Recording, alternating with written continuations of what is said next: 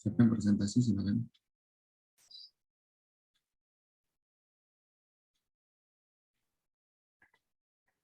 Baik, Pak. Terima kasih atas kesempatannya, Pak. Izin share screen, Pak.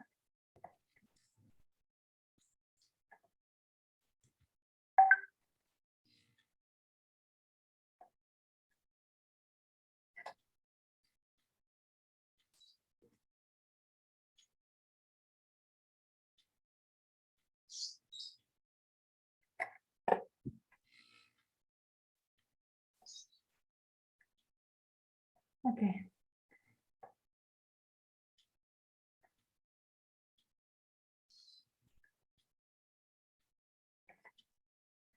Baik. Assalamualaikum warahmatullahi wabarakatuh. Selamat pagi, Bapak dan teman-teman sekalian. Pada pagi yang cerah hari ini, kami dari kelompok 2 akan mempresentasikan hasil diskusi kelompok kami, yaitu mengenai etika pada kantor akuntan. Nah, pada hari ini kami dari kelompok 2 beranggotakan saya sendiri Neta Handika, kedua ada rekan saya Bang Ajisman, ada Atika Gandosuri, dan juga Widya Fitri. Dan yang terakhir ada Kak Mardiana Azizah. Nah, selanjutnya kita masuk pada materi terakhir dari materi etika bisnis dan profesi, yaitu etika yang diterapkan pada kantor akuntan. Baik, adapun subtopik pada hari ini yang pertama ada pengenalan tentang etika yang diterapkan pada kantor akuntan, kedua ada tanggung jawab sosial bisnis, ketiga etika yang baik adalah bisnis yang baik, dan yang keempat adalah tanggung jawab etika kantor akuntan dan profesi akuntan dalam krisis. Nah, langsung saja materi yang pertama akan dibahas oleh saya sendiri. Di sini tentang pengenalan atau overview tentang pembahasan yang akan dibahas oleh kelompok kami. Nah, baik. Yang pertama adalah mengenai apa sih yang melatar belakangi dari pengesahan laporan yang dikeluarkan oleh Senator Lee Metcalf dari AS ini, yang berjudul Accounting Establishment. Nah, latar belakangnya adalah adanya serangkaian penipuan akuntansi pada perusahaan terkenal yang terlewatkan oleh para auditor di perusahaan termasuk ada Sendan, Sunbeam, dan juga Linfen yang terjadi. Nah, perusahaan yang terkenal itu adalah perusahaan 8 besar dari accounting firm. Nah, pemegang saham publik ini kehilangan ratusan juta dolar dalam kasus ini, sehingga kepercayaan pada akuntan pun terguncang. Nah, dari kasus yang terjadi pada tahun sekitar 1970-an sampai 1990-an ini, sehingga terbitlah pada tahun 1977 sebuah laporan yang bertitel Accounting Establishment yang diterbitkan oleh seorang komite Senat Amerika Serikat untuk urusan pemerintahan yang dirilis oleh Senator Lee Metcalf, yang dimana dia telah memimpin Komite Senat AS yang bertugas untuk memeriksa industri akuntansi. Dan dia ada memberikan pernyataan tentang keprihatinan mengenai meningkatkan profesionalisme dan independensi auditor. Secara singkat, ini mengenai manfaat yang diperoleh dari pengaturan profesional akuntansi publik yang seharusnya seorang akuntan publik ini bisa memegang kepercayaan pada profesionalitas mereka dan menahan diri agar tidak terlibat atau supaya terhindar dalam kegiatan yang mengurangi cita-cita profesional itu dalam tujuan mengejar keuntungan semata. Nah, selanjutnya kita akan mengulik lebih dalam tentang laporan yang dikeluarkan oleh Senator Lee Metcalf ini. Nah, sekali lagi laporan Accounting Establishment ini dikenal dengan The Metcalf Report yang berisi tentang laporan kritis tentang dunia atau industri akuntansi yang mendapati sebelumnya adanya banyak kasus yang terjadi di dunia akuntansi, dan di Medcalf ini melakukan penelitian dan mengeluarkan laporan tersebut. Dan ada pun pengaruh dari Big A accounting firms di dalamnya. Nah, IACPA ini atau American Institute Certified Public Accountant ini mengambil alih dalam bukan mengambil alih, maaf, IACPA ini juga terlibat dalam ketidakprofesionalitasnya dalam melakukan penunjukan anggota Dewan Standar Akuntansi atau FASB yang bertanggung jawab untuk menetapkan financial accounting standar di Amerika Serikat, yang dimana AACPA ini dikontrol atau dikendalikan oleh perusahaan 8 besar dari accounting firm tersebut, sehingga AACPA ini ternilai tidak profesional dalam laporan dari si Medcalf report ini. Nah, di antara temuan dari laporan Medcalf ini ditemukan bahwa pengawasan akuntansi itu tidak atau kurang independen dalam industri akuntansi, yang artinya akuntan publik tersebut itu tidak memegang lagi etika independen dari seorang akuntan publik, yang dimana mereka tidak dibenarkan untuk terpengaruh oleh kepentingan atau pihak manapun atau siapapun. Nah, selanjutnya ada pun penemuan lain, yaitu bahwasanya firma akuntansi, 8 besar firma akuntansi itu mengendalikan AACPA yang dibilang sebelumnya. Nah, kita tahu bahwa AACPA ini bertugas untuk menetapkan standar untuk akuntan publik bersertifikat atau CPA untuk memastikan bahwa mereka memenuhi kompetensi dan standar kinerja. Akan tetapi AACPA itu tidak netral atau dia itu condong untuk memihak atau tidak independen. Dia gampang atau mudah terpengaruhi oleh kepentingan pribadi atau kepentingan masing-masing dari accounting dari 8 besar perusahaan akuntansi tersebut. Nah, adapun 8 besar perusahaan akuntansi yang terkenal itu ada diantaranya Arthur Andersen, Coopers, Deloitte, Ernst, Marwick, ada Price Waterhouse, Tauchi Ross, and Arthur Young. Selanjutnya ini adalah figur dari Senator Lee Metcalf ini, seorang pemimpin Senat di Amerika Serikat yang bertugas untuk memeriksa industri akuntansi. Nah, adapun laporan penemuan itu memberisikan kritik-kritik terhadap terhadap dunia akuntansi. Yang pertama adalah bahwasannya perusahaan nasional itu mendominasi penetapan standar akuntansi audit. Yang kita tahu audit adalah pemeriksaan objektif atas laporan keuangan suatu perusahaan, dan audit itu dirancang untuk memastikan bahwa pencatatan keuangan itu akurat dan merupakan representasi yang adil dari kinerja keuangan perusahaan. Akan tetapi perusahaan nasional itu mendominasi penetapan standar akuntansi audit, sehingga kepercayaan atas auditor itu diragukan dalam laporan tersebut. Nah, sehingga dari laporan tersebut Senator Lee Metcalf itu merekomendasikan bahwa agar pemerintah federal saja yang menetapkan standar audit melalui kantor akuntabilitas pemerintah atau GAO yang memantau pengeluaran pemerintah dan Komisi Sekuritas dan Bursa atau SEC di sini. Nah, SEC atau Securities Exchange Commission ini mengatur pasar keuangan, dan juga dia bertugas untuk memastikan bahwa perusahaan itu mengajukan laporan keuangan yang tepat sehingga investor itu dapat memiliki akses ke informasi yang akurat dan transparan. Nah, apabila rekomendasi itu tidak bisa melalui badan-badan di atas, adapun alternatif lain. Laporan tersebut menyarankan agar standar audit ditetapkan oleh undang-undang federal. Nah, kritisisme yang kedua adalah bahwasanya SEC ini tidak memenuhi tanggung jawabnya secara profesional karena dia condong untuk terlalu banyak ketergantungan pada private sektor swasta, sehingga dia tidak tidak profesional dalam hal dia tidak independen atau dia tidak bisa bebas atau menahan diri untuk tidak terpengaruh oleh kepentingan atau pihak manapun.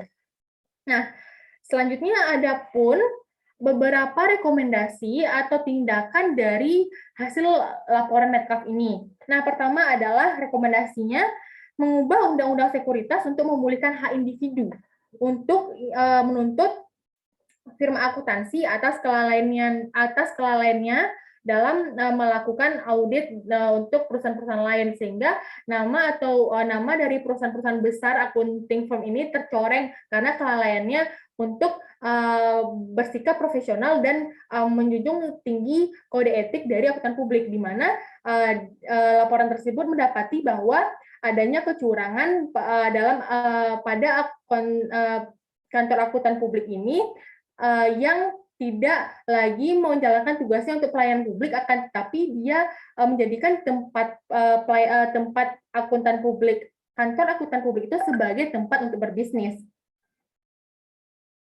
Nah, selanjutnya yang kedua adalah pemerintah federal harus menetapkan standar akuntansi dan audit. Ketiga, pemerintah federal itu harus mengaudit auditor, dan yang terakhir ada pemerintah federal harus menetapkan kode etik dari auditor. Nah, selanjutnya, kantor akuntan ini hanya boleh disewa oleh pemerintah federal untuk melakukan audit dan juga jasa akuntansinya. Nah, adapun tindakan yang dilakukan oleh komite dari Metcalfe ini adalah menghasilkan sejumlah tindakan yang diambil oleh AACPA, SEC, dan Financial Accounting Foundation atau FAF di sini. Nah, di sini kita tahu bahwa ada gambar dari beberapa teman-teman Lee Metcalfe ini, dan yang tengah adalah Lee Metcalfe. Nah, Lee Metcalfe ini sangat berpengaruh dalam dunia industri akuntansi. Nah, lanjut, FAF sendiri adalah organisasi independen yang bertugas untuk mengembangkan dan juga meningkatkan standar akuntansi keuangan. Selanjutnya, FAF ini sebagian memberikan pengawasan dan juga administrasi untuk FASB. Nah, hasil lain dari laporan Metcalfe ini adalah FAF ini menunjuk komite struktur. Untuk apa? Untuk mempelajari organisasi dan kegiatan dari FAF tersebut dan juga FASB. Sehingga dari laporan tersebut semuanya, dari laporan yang dikeluarkan oleh Lee Metcalfe tersebut, terjadinya banyak perubahan dari organisasi seperti AACPA, SEC, yang dimana mereka sudah mendapati kepercayaan atau kepercayaan negatif atau turunnya kepercayaan dari berbagai pihak, sehingga mereka melakukan penilaian diri yang intensif atas perannya dalam penetapan standar akuntansi. Nah, begitulah isi dan rekomendasi dan action dari Metcalfe Report atas industri akuntansi yang terguncang dan turunnya kepercayaan dari berbagai pihak, khususnya investor. Nah, sampai akhirnya ketika sudah ada laporan Metcalfe itu udah ada kritikan, akan tetapi terjadi lagi pada tahun 1999, pada Januari 1999, adanya mitra dan karyawan di PricewaterhouseCoopers ini ditemukan oleh SEC ini secara rutin melanggar aturan yang melarang kepemilikan saham yang pada perusahaan yang mereka audit, di mana investigasi ini menemukan sekiranya sekitar 8.064 pelanggaran di perusahaan.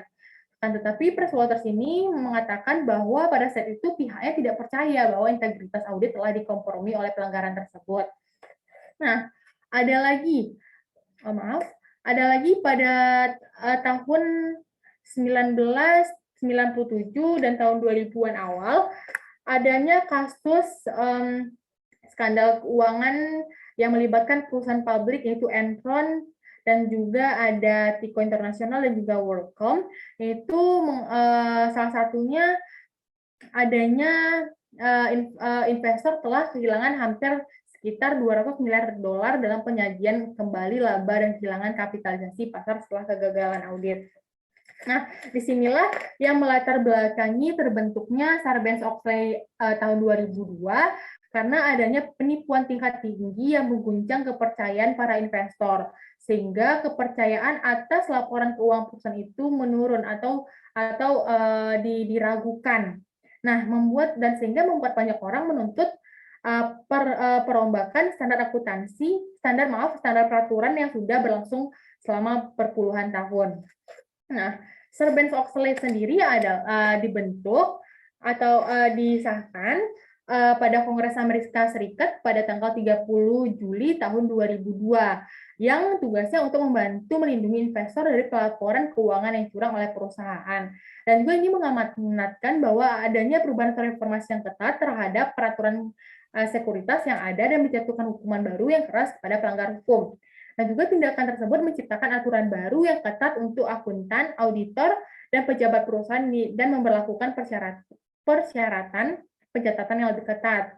Nah, adapun karena Sarbanes-Oxley ini sudah mengeluarkan banyaknya undang-undang yang kompleks dan panjang, sehingga salah satu yang penting adalah pejabat perusahaan itu yang dengan sengaja menyatakan laporan keuangan palsu itu dapat langsung dipenjara. Nah, adapun beberapa bagian yang penting dari Sarbanes-Oxley ini ada bagian 302, ini tentang mengamanatkan bahwa pejabat senior perusahaan secara pribadi menyatakan secara tertulis bahwa laporan keuangan perusahaan itu harus mematuhi persyaratan pengungkapan dari Security Exchange Commission dan menyajikan secara wajar dalam semua aspek material operasi dan kondisi keuangan penerbit. Adapun bagian 404 ada juga bagian 802 yang diterbitkan dalam Undang-Undang Sarbanes-Oxley tersebut. Nah, setelah kita tahu bahwa adanya kasus yang melatar belakangi Sarbanes-Oxley 2002 disahkan, nah adanya pertanyaan tentang apakah skandal akuntansi masih ada dalam dunia akuntansi. Nah, jawabannya adalah ada karena kritik tersebut mengarah pada klaim bahwa profesi akuntansi akan selalu ada celah untuk melakukan kecurangan yang didasari oleh keuntungan. Nah, di mana di sini kepentingan bisnis yang bermotivasi pada laba, sehingga akuntan publik dalam mencari atau mendapati klien mereka tidak profesionalitas dalam melakukan pelayanan publik atau dalam melakukan tugasnya sebagai akuntan publik dan menjadikan dan mengikuti kesetiaannya terhadap klien tersebut dan meninggalkan kepercayaannya terhadap etika akuntan publik dan juga terhadap apa tugas seharusnya, sehingga itu mengganggu tanggung jawab profesional akuntan dan merusak perilaku mereka, sehingga dari ketegangan antara tuntutan profesionalitas dan juga tuntutan bisnis telah menciptakan krisis identitas bagi para masing-masing individu akuntan publik tersebut. Nah, lanjut adalah akuntansi adanya statement akuntansi sebagai sebuah bisnis. Nah, apa sih di sini kok ada udang jumbo? Ini kan makanan. Nah, ini ada kaitannya dengan sebuah pepatah lama yang mengatakan bahwa etika bisnis ini bahwa tidak ada namanya etika bisnis, atau disebut sebagai etika bisnis ini adalah sebuah atau sama dengan oksimoron, di mana oksimoron ini adalah frase pendek yang melibatkan dua kata yang bertentangan atau tidak sesuai. Nah, di sini contohnya disebutkan dalam buku bahwa etika bisnis ini seperti intelijen militer atau makanan maskapai. Makanan maskapai, di mana makanan maskapai bagi mereka pada saat itu ketika seorang penumpang makan di pesawat itu dianggap sebagai lelucon. Nah, ini dua kata yang lumayan sesuai dengan arti makanan maskapai dari maksud intelijen militer, akan tetapi dari udang besar ini atau udang jumbo ini adalah dua kata yang menggambarkan tentang hal yang pendek atau di mana maksudnya adalah dari semua oksimoron ini etika bisnis itu adalah sebuah kebohongan yang mutlak. Nah, sehingga itulah yang disebutkan dalam artian dari pepatah lama etika bisnis sama dengan oksimoron, yang dimana udang jumbo dan intelijen militer ini adalah sindiran yang tajam bagi yang dilontarkan oleh para anti etika bisnis pada saat itu. Nah, adapun statement yang menyebutkan bahwa Terkadang kritik terhadap etika bisnis ini disampaikan oleh para pebisnis hanya untuk merasionalisasi perilaku bisnis bisnis mereka yang tidak etis. Nah, mereka gagal melihat bahwa sebagian besar transaksi bisnis itu adalah etis. Jika tidak, bisnis seperti yang kita tahu akan berhenti berfungsi. Nah, kritik juga datang dari individu yang mengakui bahwa adanya perilaku etis dalam bisnis, tetapi juga mengeluhkan tentang persaingan mereka. Nah, di sini ada pernyataan yang menyebutkan etika bisnis yang baik umumnya adalah bisnis yang baik. Tetapi ketika etika yang baik bukanlah bisnis yang baik, itu maksudnya adalah dalam buku mencontohkan bahwa di mana jika ada situasi di mana melakukan hal yang etis akan membahayakan keuntungan, sehingga seorang pembisnis itu yang berintegritas akan menunda mengejar keuntungan untuk melakukan apa yang benar. Itulah yang dimaksud dalam artian ketika etika yang baik bukanlah bisnis yang baik, di mana seharusnya seharusnya etika bisnis tersebut harus didasarkan kepada kepentingan moral, di mana ketika seseorang dalam situasi yang manajer misalnya dia ingin melakukan hal yang etis, tetapi itu akan membahayakan keuntungan. Nah, jadi seorang pembisnis yang berintegritas akan menunda mengejar keuntungan itu untuk melakukan apa yang benar, apa yang seharusnya tindakan secara moral itu dilakukan oleh seorang pembisnis, sehingga tidak melanggar integritasnya. Ini juga menyebutkan bahwa kita secara moral harus diharuskan untuk menerapkan sudut pandang moral dalam semua urusan kita dan orang lain. Bisnis pun tidak terkecuali dengan hal tersebut. Dalam bisnis seperti dalam usaha manusia, kita harus siap untuk membayar biaya perilaku etis. Yang biaya tersebut terkadang tampak tinggi, tapi itulah risiko yang kita ambil dalam menilai dan mempertahankan integritas kita. Jadi, etika yang baik bukanlah bisnis yang baik. Dimana ketika kita mempertahankan etika, kita akan bisnis tersebut akan jauh dari meraup keuntungan yang tinggi. Dimana moral atau sudut pandang moral itu akan membayar tinggi pada mendapati keuntungan yang tidak terlalu tinggi, sehingga pembisnis harus bertumpu pada moral dan juga harus menghormati kepentingan dan hak orang lain. Nah, selanjutnya ada kantor akuntan adalah tempat berbisnis. Nah, di sini adanya beberapa statement tentang mengapa kantor akuntan itu adalah tempat berbisnis. Karena pertama adanya krisis profesionalisme dari si akuntan publik tersebut. Karena akuntan publik tersebut juga memiliki kesetiaan terhadap klien, yang klien tersebut mengejar laba sehingga dia melakukan pemalsuan terhadap laporan keuangan. Jadi akuntan publik tersebut melakukan hal tersebut atas kesetiaan terhadap klien, dan juga itu pun pemalsuan tersebut akan merugikan kepentingan pemegang saham yang nantinya akan merugikan para investor. Nah, adapun yang menyebutkan bahwa oksimoron itu adalah etika bisnis itu adalah omong kosong. Yang maksudnya di sini adalah adanya sikap atau serat budaya yang digunakan untuk membenarkan atau merasionalisme banyak perilaku tidak etis. Jadi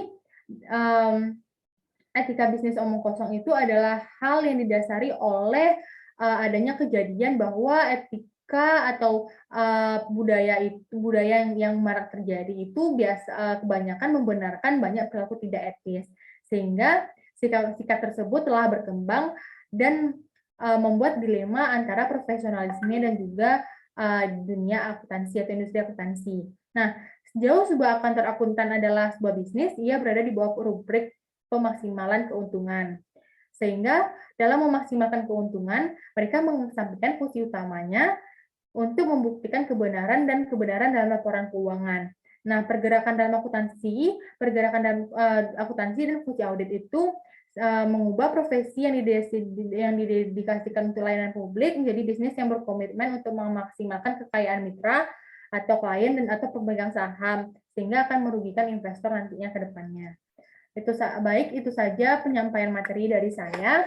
Selanjutnya, materi yang kedua mengenai tanggung jawab sosial bisnis akan disampaikan oleh Bang Ajisman. Kepada Bang Ajisman, disilahkan. Terima kasih. Baik, terima kasih kepada Neta. Selanjutnya kita masuk kepada bagian yang kedua, yaitu tanggung jawab sosial bisnis.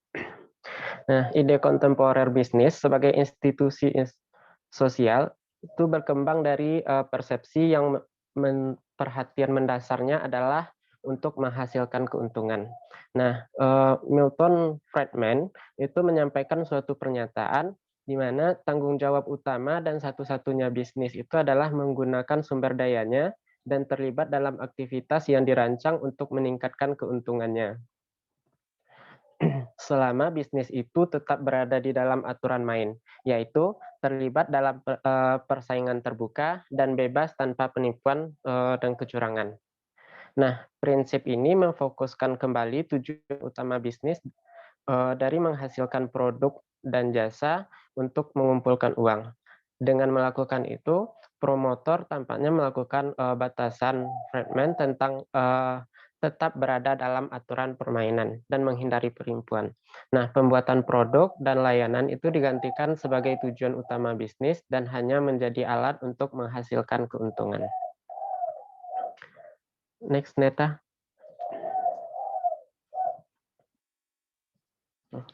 Nah, konsep bahwa fungsi utama dari bisnis itu adalah untuk mencari keuntungan itu berakar pada bacaan dari abad ke-18 klasik, di mana Smith memperkenalkan model pemaksimalan rasional seseorang yang peduli dengan peningkatan utilitasnya sendiri dan melihat manusia itu dimotivasi oleh kepentingan dirinya sendiri. Nah, kejeniusan dari Smith itu mempertahankan bahwa mengejar kepentingan pribadi yang itu akan membuat perdagangan dan masyarakat berkembang dengan mendirikan pasar bebas. Nah, dia mungkin memberikan kepercayaan pada keyakinan bahwa seluruh masyarakat akan lebih baik jika setiap pelaku bisnis itu mengejar kepentingan sendiri, yaitu jika kita membiarkan kekuatan pasar saja dan mengejar kepentingan individu mereka akan membuat seluruh masyarakat itu menjadi berkembang.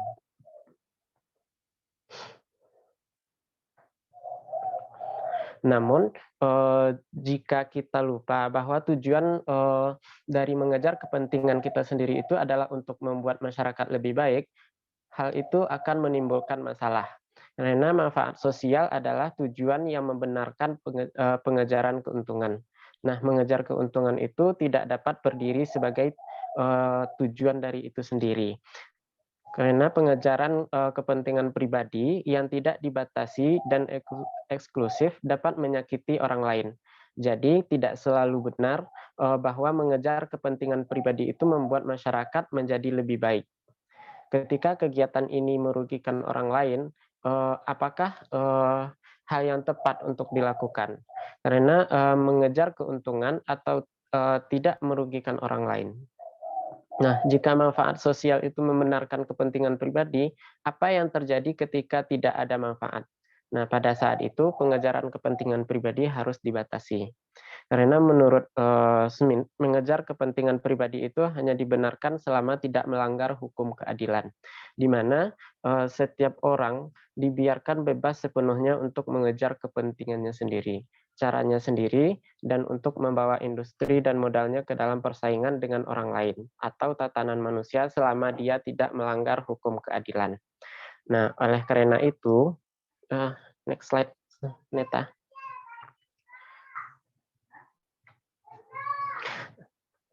Nah, oleh karena itu, masyarakat itu melembagakan atau seharusnya melembagakan bisnis untuk membantu dirinya. Nah, bisnis itu termasuk praktik dan aturannya, diciptakan untuk memberi manfaat bagi masyarakat. Nah, jika bisnis itu merugikan masyarakat, masyarakat harus mengubah atau menutupnya. Oleh karena itu, pernyataan dibuat dari Adam Smith itu ke bawah, bahwa sistem perusahaan bebas yang kompetitif dan bermotivasi laba adalah sistem yang efektif. Nah, meskipun bukan satu-satunya cara untuk menghasilkan barang dan jasa, sistem ekonomi kapitalis itu dianggap sebagai yang paling efisien. Nah, sistem kapitalis ini berpusat pada aturan yang mengatur distribusi keuntungan. Keuntungan itu digunakan untuk memotivasi atau memberi insentif kepada wirausaha. Tetapi keuntungan bukanlah segalanya dan akhir dari segalanya. Mereka hanyalah sarana untuk mencapai tujuan dari bisnis, dan sebagai sarana mereka tidak boleh merebut tujuan akhir dari bisnis. Next, Neta.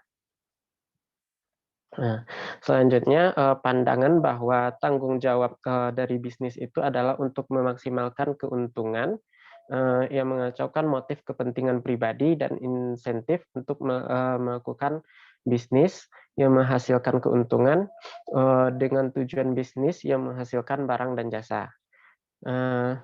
Selanjutnya, mengubah cara motivasi yang mementingkan diri sendiri menjadi tujuan membuka Pandora Box. Nah, legitimasi sarana yang mementingkan diri sendiri itu melepaskan apa yang oleh para teolog disebut sebagai keserakahan. Nah, jika tujuan dari bisnis itu adalah untuk menyediakan barang dan jasa, dan motifnya adalah untuk mencari keuntungan, maka tanggung jawab manajemen bukan hanya untuk mengejar keuntungan, tetapi juga untuk mengejar sebagaimana diatur oleh tuntutan dan kepentingan umum. Untuk selanjutnya, saya kembalikan kepada moderator.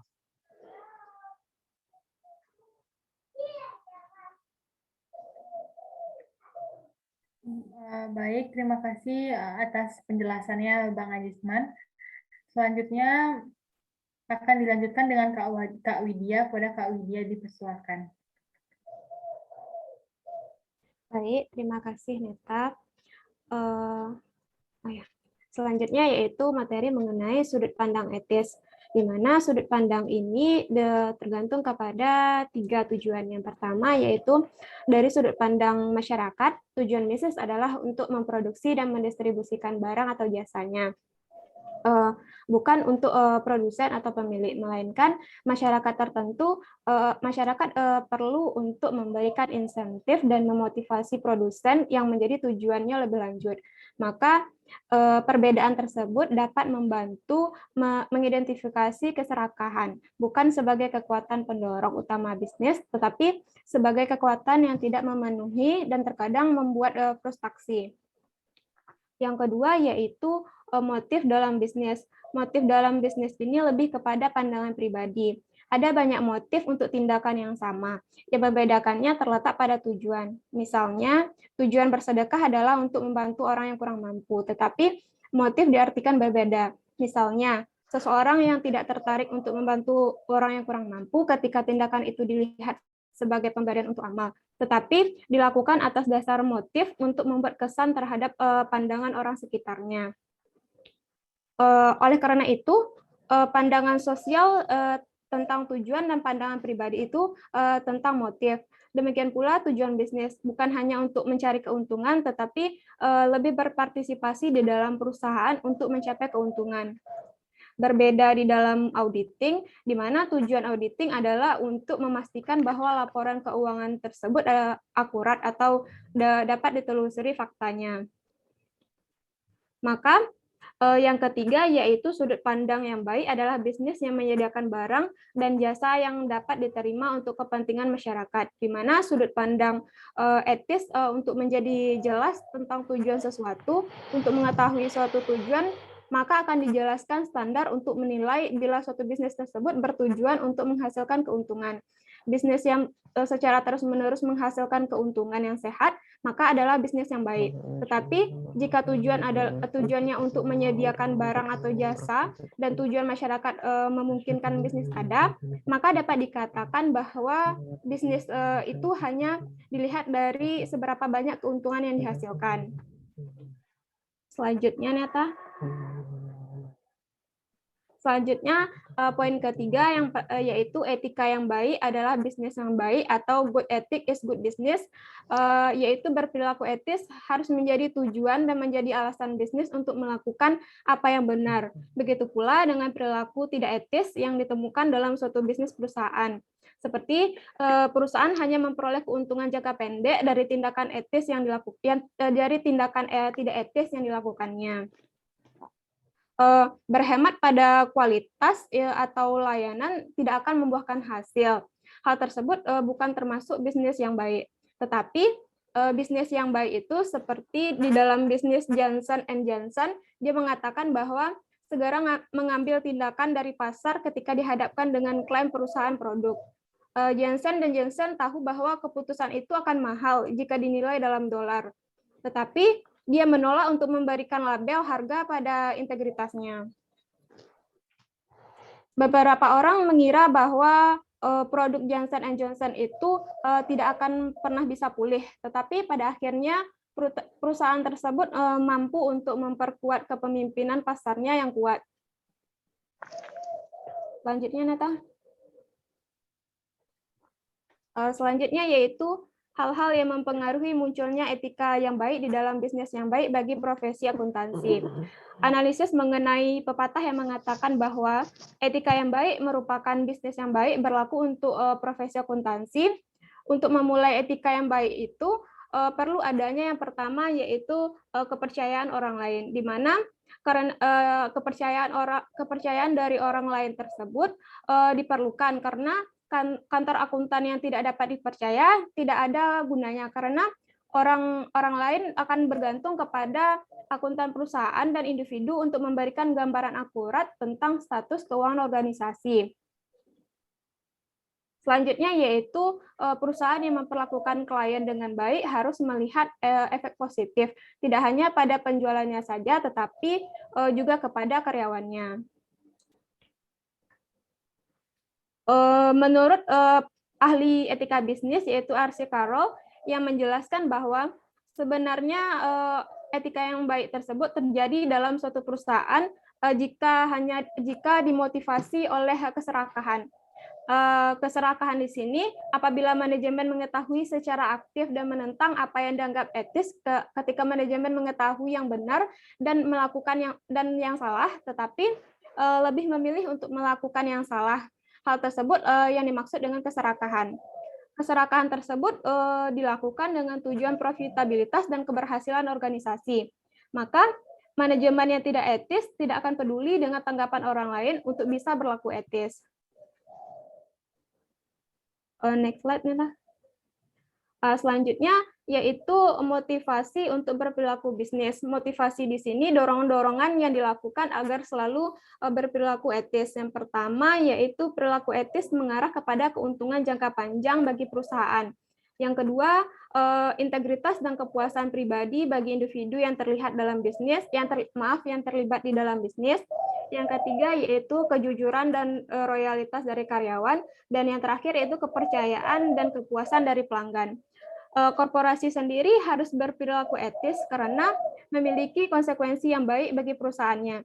Sebagai salah satu contohnya perilaku tidak etis yaitu organisasi seperti runtuhnya Arthur Andersen yang dikarenakan peran dalam perusahaan Enron yang membuktikan bahwa motivasi yang didorong oleh keuntungan pribadi saja. Mungkin sekian dari saya kembalikan kepada moderator. Baik, terima kasih kepada Kak Widya atas penjelasannya, Kak. Selanjutnya, presentasi berikutnya akan dijelaskan oleh Kak Tika. Pada Tika disilakan.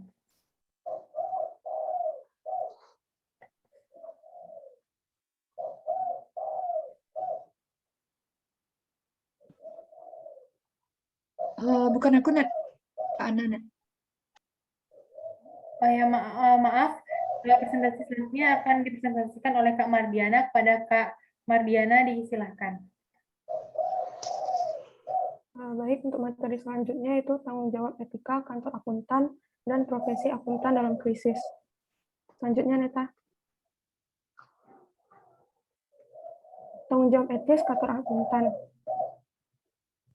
tanggung jawab etis bisnis pada umumnya dan kantor akuntan pada khususnya. Nah, di sini dilihat bahwa bisnis melalui pemilik dan manajernya menjalin hubungan dengan individu dan kelompok. Hubungan melibatkan tanggung jawab. Hubungan ini menjadi dasar kewajiban etis antara bisnis dan pemangku kepentingannya. Tentu saja, sebuah kantor akuntan harus membuat beberapa keuntungan atau meningkatkan nilai bisnis atau kemitraan, tetapi ada batasan dalam menghasilkan keuntungan. Di sisi lain, kantor akuntan memiliki fungsi khusus, yang mana fungsi utamanya adalah untuk memberikan informasi tentang situasi keuangan perusahaan dan untuk membuktikan keakuratan informasi itu. Next, Neta. Kemudian profesi akuntansi dalam krisis. Kegagalan Arthur Andersen atau Enron telah membuat sangat jelas bahwa adalah naif untuk berpikir bahwa kantor akuntan tidak dimanipulasi oleh motif keuntungan. Ada masalah dalam profesi dan di antara perusahaan. Tekanan untuk memaksimalkan keuntungan telah menempatkan profesi akuntansi kontemporer dalam krisis. Tepat sebelum keruntuhan Enron Andersen, John Bogle menulis sebuah artikel yang sangat profetik dengan tepat diberi nama akuntansi publik, profesi atau bisnis. Bogle mengidentifikasi faktor utama yang mendorong akuntansi menjauh dari dedikasi terhadap tujuan profesionalnya ke dalam arena operasi yang memaksimalkan keuntungan. Kemudian faktor utama yang diidentifikasinya yang pertama adalah kecukupan JEP, yang kedua manajemen laba, yang ketiga akuntansi untuk opsi saham, yang keempat tempat penampungan pajak yang terlalu agresif, dan yang kelima struktur bisnis alternatif. Selanjutnya, Neta. Yang pertama adalah kecukupan JEP. Akuntan harus memeriksa kecukupan dan asumsi tersembunyi dari prinsip akuntansi yang mereka gunakan. Prinsip-prinsip ini memiliki implikasi etis hubungan dengan kewajiban akuntan untuk memberikan gambaran yang benar dan akurat. Ada keengganan umum dalam profesi akuntansi untuk mengembangkan prinsip-prinsip untuk memprediksi dan menginternalisasi eksternalitas dan untuk terlibat dalam perusahaan seperti audit sosial. Alasan keengganan ini jelas. Kedua prosedur tersebut dapat memiliki dampak negatif yang substansial pada laba. Baik, untuk materi selanjutnya saya kembalikan kepada moderator. Baik, sebelumnya terima kasih kepada Kak Mardiana. Selanjutnya presentasi akan dilanjutkan oleh Atika Gando Suri. Kepada Atika diserahkan. Baik, terima kasih kepada moderator. Untuk poin selanjutnya yang dibahas oleh Bogle adalah earning management atau manajemen laba. Next, Neta. Nah, untuk masalah kedua yang diidentifikasi oleh Bogle merupakan istilah diplomatik untuk kemungkinan dapat merusak pembukuan. Kita dapat menunjukkan apapun yang kita inginkan menggunakan prinsip akuntansi. Namun, terlepas dari hal tersebut benar atau tidak, memang hal tersebut memang benar bahwa seorang akuntan dapat mengelola gambaran dari laba tersebut. Nah, oleh sebab itu, Bogle mencatat bahwa kita hidup di dunia di mana laba tersebut dikelola dan di mana pertumbuhan dari laba yang stabil setidaknya berada pada tingkat 12%, dan jika hal tersebut memungkinkan dan diharapkan, serta diharapkan hal tersebut bisa berada di atas yang tidak jatuh jauh dari harapan dari laba tersebut. Nah, semua rekayasa keuangan tampaknya berfungsi untuk menggelembungkan harga saham, memperkaya manajer perusahaan, dan untuk memberikan kepada investor apa yang mereka harapkan. Namun menurut Bogle, jika pasar saham menjadi penengah nilai, hal itu akan bekerja dengan baik jika menetapkan valuasinya berdasarkan pelaporan keuangan perusahaan yang akurat dan fokus pada prospek jangka panjang dari perusahaan yang memiliki value. Nah, permainan angka yang terjadi dan laba operasi pro forma menembus laporan keuangan. Tapi harapannya profesi akuntansi akan terlibat sebelum laporan laba dengan integritas lebih lanjut diturunkan. Next, Neta. Poin ketiga yaitu accounting for stock option atau akuntansi untuk opsi saham.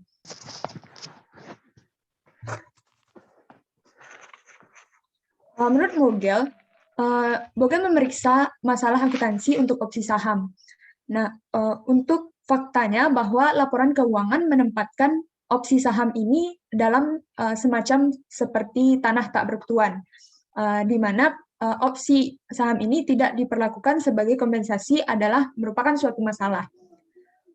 Kemudian, pertanyaan tentang akuntansi untuk opsi saham akan naik ke kepentingan yang lebih besar karena perusahaan yang sahamnya telah goyah bahkan hingga anjlok dalam penurunan pasar saham akhir-akhir ini akan menjual atau reprice saham mereka. Berharap interpretasi dari FASB 44 akan membantu menangani masalah tersebut. Next, Neta. Kemudian ada poin yang dibahas yaitu overly aggressive tax shelter atau tempat penampungan pajak yang terlalu agresif. Nah, masalah keempat ini merupakan tentang tempat penampungan pajak yang terlalu agresif dan yang berpotensi ilegal. Vogel menyatakan bahwa hal ini harus jelas bahwa setiap perusahaan yang membantu mengembangkan skema dan opsi saham semacam itu pada validitas yang diakui mereka, menguntungkan klien yang terlibat, dan beresiko besar mengorbankan independensinya. Perusahaan yang bermain pada sistem untuk mengembangkan tempat penampungan pajak tersebut tidak memenuhi tujuan publik, dan karena hal tersebut bertindak tidak etis. Namun pelanggaran pajak pun terus berlanjut. Next, Neta. Permasalahan terakhir yaitu alternative business structures atau struktur bisnis alternatif. Nah, masalah kelima yang diangkat oleh Vogel ini bagaimana independensi suatu perusahaan akuntansi baik sekarang maupun di masa depan akan menahan konflik kepentingan yang dihasilkan oleh bentuk struktur yang baru berkembang. Nah, Vogel mencatat bahwa model kemitraan sederhana digantikan oleh struktur bisnis alternatif. Seperti sekelompok perusahaan yang lebih kecil membuktikan konsolidasi melalui penjualan praktik non-audit kepada pihak ketiga dengan praktik audit yang dipertahankan oleh mitra. Ada modal lain di mana perusahaan disatukan di bawah satu payung melalui kombinasi dan kemudian penjualan bisnis non-audit ke pihak ketiga atau publik. Kita menyaksikan bahwasannya ada masalah yang disebabkan oleh merger dan akuisisi untuk PricewaterhouseCoopers dan Lybrand. Kita juga melihat bahwa bagaimana merger dengan KPMG dan keterlibatannya dengan Kisco System membahayakan independensi dari Marwick. Nah, ada kekhawatiran serius tentang ukuran perusahaan yang luar biasa perlu diaudit dan perusahaan akuntansi Big Four yang harus berurusan dengan perusahaan besar tersebut. Dan mungkin daripada terlalu besar untuk gagal, perusahaan sekarang terlalu besar untuk diaudit. Vogel juga mencatat bahwa cara membuktikan perusahaan menanggapi masalah independensi tersebut, jika mereka melakukannya, akan membentuk masa depan profesi. Dan pelaku pasar keuangan memahami bahwa pengawasan independensi terhadap pelaku keuangan memainkan peran penting dalam sistem pengungkapan. Nah, singkatnya, bahwa profesi akuntan dan perusahaan akuntansi itu menghadapi perubahan besar dalam struktur dan operasinya. Ada kesenjangan yang terus berkembang antara apa yang terjadi dan apa yang harusnya terjadi. Tetapi faktanya bahwa akuntan di mana-mana melihat dan mengevaluasi kesenjangan itu memberi harapan untuk masa depan. Perjuangan atas isu-isu tersebut hanya menegaskan perlunya menjadi etis dalam akuntansi. Dan dalam keadaan yang berubah, tidak selalu mudah untuk mencari tahu dan cara mencapainya. Nah, oleh sebab itu, kita dapat menyimpulkan bahwa profesi akuntansi tidak begitu banyak dalam krisis seperti di tengah-tengah perubahan substansional, dan hal ini merupakan langkah awal. Kemudian yang harus dilakukan oleh akuntan adalah menentukan tanggung jawab akuntan tersebut. Dan kita telah memeriksa berbagai fungsi yang dilakukan akuntan, mempertimbangkan tanggung jawab spesifik dari fungsi-fungsi tersebut, dan membahas bagaimana tanggung jawab ini dapat dilakukan dengan kejujuran dan integritas.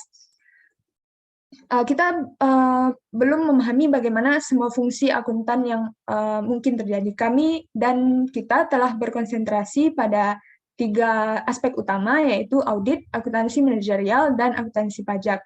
Nah, pendekatannya bagaimanapun hal ini merupakan kegiatan akuntansi, dan tujuan dari kegiatan ini adalah menilai seberapa baik tujuan itu terpenuhi, dan juga hubungan yang terlibat dalam fungsi tersebut, dan tentukan tanggung jawab etis apa yang melibatkan hubungan tersebut. Baik, terima kasih. Dikembalikan kepada Nita. Baik, terima kasih kepada Atika. Itulah sekian presentasi dari kelompok 2.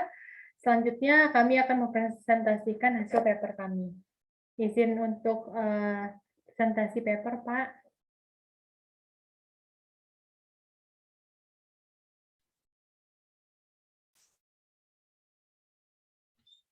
Ya, dilanjut, Mas.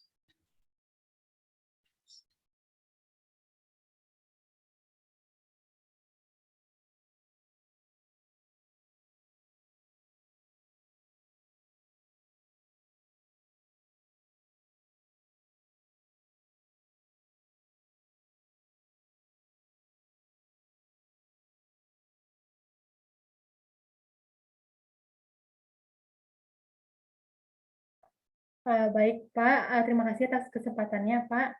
Selanjutnya kami akan mempresentasikan hasil paper mengenai hasil paper pada hari ini.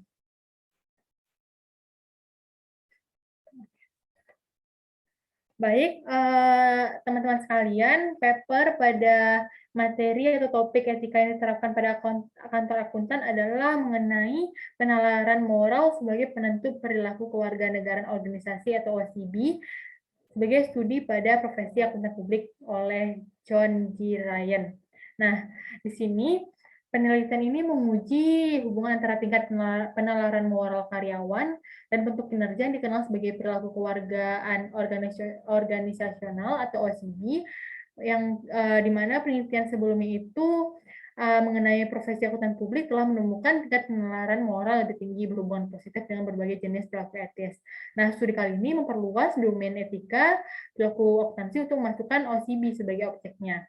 Nah, pembahasan pada artikel kali ini adalah mengontrol determinan OCB yang telah diidentifikasi sebelumnya. Dan hasil menunjukkan bahwa penalaran moral menjelaskan perilaku profesional yang dianggap secara intrinsik baik oleh karyawan dan menguntungkan secara ekonomi dan majikannya. Selanjutnya, dalam review penelitian penalaran etis ini, ada beberapa review dari para penelitian terdahulu. Pertama ada Penemon yang mencatat bahwa hubungan yang konsisten dan positif antara tingkat yang lebih tinggi dari penalaran moral dan perilaku etis. Ada juga oleh peneliti lain. Nah, tujuan penelitian ini adalah untuk menguji penalaran moral sebagai penentu kelas perilaku karyawan yang disebut sebagai perilaku kewargaan organisasional atau OCB. OCB telah diusulkan sebagai salah satu cara untuk memperluas definisi dan pengukuran kinerja karyawan. Si Dennis Organ 1988 memberikan definisi yang umum digunakan, yaitu OCB ini mewakili perilaku individu yang bebas, tidak secara langsung atau eksplisit diakui oleh sistem penghargaan formal, dan yang secara agregat mendorong berfungsinya organisasi secara efektif. Tinjauan literaturnya adapun menunjukkan bahwa karyawan atau majikan yang melampaui kontrak ekonomi dan dapat mengakibatkan kontribusi karyawan melebihi dan di atas harapan. Selanjutnya ada alasan moral yang akan disampaikan oleh rekan saya, yaitu Bang Ajisman. Kepada Bang Ajisman, silahkan. Selanjutnya masuk pada moral reasoning atau penalaran moral. Nah, pendekatan perkembangan kognitif untuk penalaran moral ini berakal dari karyanya Piaget pada tahun 1965 dan Lawrence Kohlberg. Nah, di mana Kohlberg ini mengusulkan 6 tahap dari penalaran moral yang berlanjut dari masa anak-anak hingga pada masa dewasa. Nah, tahap yang pertama yaitu moralitas ketaatan, di mana melakukan apa yang diperintahkan. Kemudian pada tahap yang kedua itu moralitas egoisme instrumental dan pertukaran sederhana, di mana pada tahap ini itu membuat sebuah kesepakatan. Kemudian pada tahap yang ketiga moralitas konkordansi antar pribadi, di mana bersikap penuh perhatian baik dan kebaikan dalam berteman. Kemudian pada tahap yang keempat yaitu moralitas hukum dan kewajiban terhadap ketertiban sosial, di mana setiap orang yang yang berada dalam masyarakat itu wajib dan dilindungi oleh hukum. Nah, kemudian pada tahap yang kelima yaitu moralitas prosedur pembangunan konsensus, yaitu diwajibkan oleh setiap orang diatur oleh pengaturan yang disetujui oleh prosedur proses yang semestinya. Dan tahapan yang keenam adalah moralitas kerja sama sosial yang tidak sewenang-wenang. Nah, moralitas ini ditentukan oleh bagaimana orang-orang yang rasional dan tidak memihak secara ideal akan mengatur kerjasama. Tahapan-tahapan tersebut itu merupakan cara untuk mengorganisir kerjasama antar individu, bukan cara individu untuk menjadi semakin terpisah dari yang lain. Nah, tahapan-tahapan tersebut didefinisikan sedemikian rupa sehingga ketika kita bergerak ke atas melalui urutan, ruang lingkup interaksi manusia yang diperluas, itu lebih banyak hal yang dipertimbangkan. Dan tahap yang lebih tingginya itu menangani masalah sosial yang lebih kompleks daripada tahapan yang lebih rendah.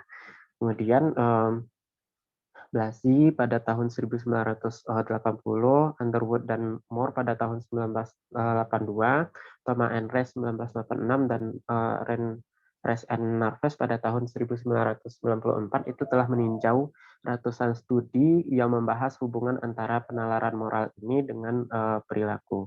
Nah, studi ini dibagi ke dalam proporsi yang kira-kira sama antara studi laboratorium dengan studi lapangannya.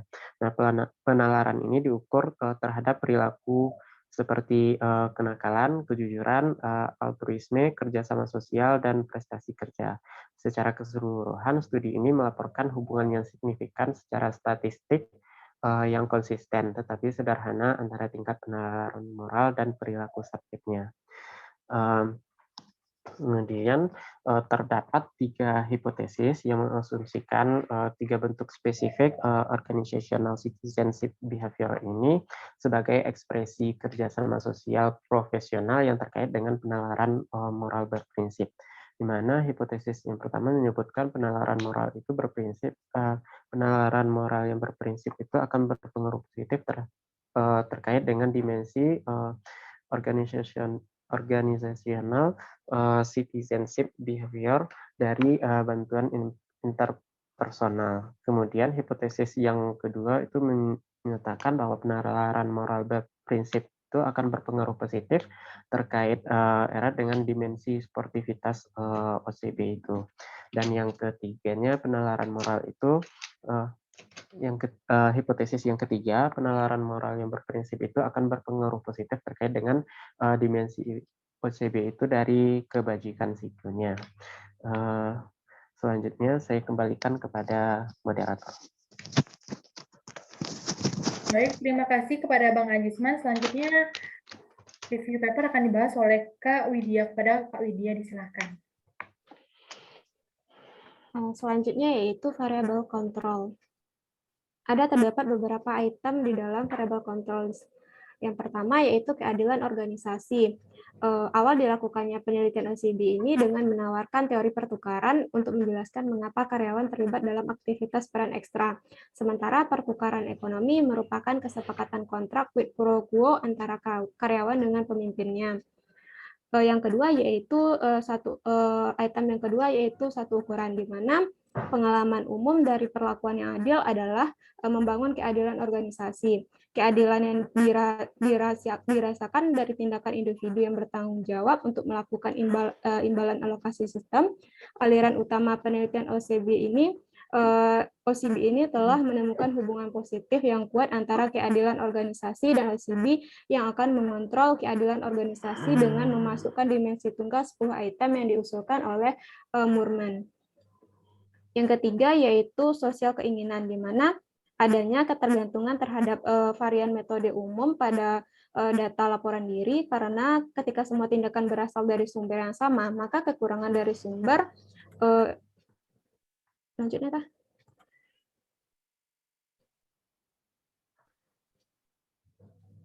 Maka kekurangan dari sumber akan mencemari semua pengukuran. Salah satunya kekurangan yang mungkin adalah bias respon terhadap keinginan sosial, karena kecenderungan respon untuk mendistorsi laporan diri ke arah yang lebih Bisa menguntungkan. dibacakan semua papernya lah. Maka studi ini memasukkan bentuk pendek dari ukuran yang disarankan oleh Crow dan Marlowe, yaitu berupa seks, Lydia, rest. jangan dibacakan seluruh papernya. Iya, Pak. Penting aja. Baik, Pak. Yaitu berupa seks, rest, usia jabatan, usia atau masa jabatan. Lanjutnya, Pak.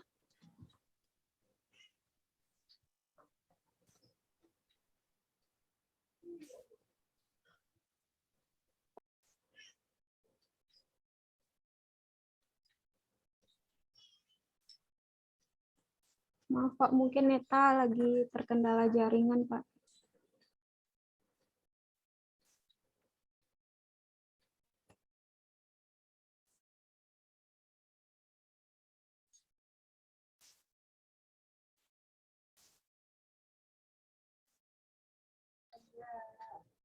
Nah, lanjut Neta ke metodologinya.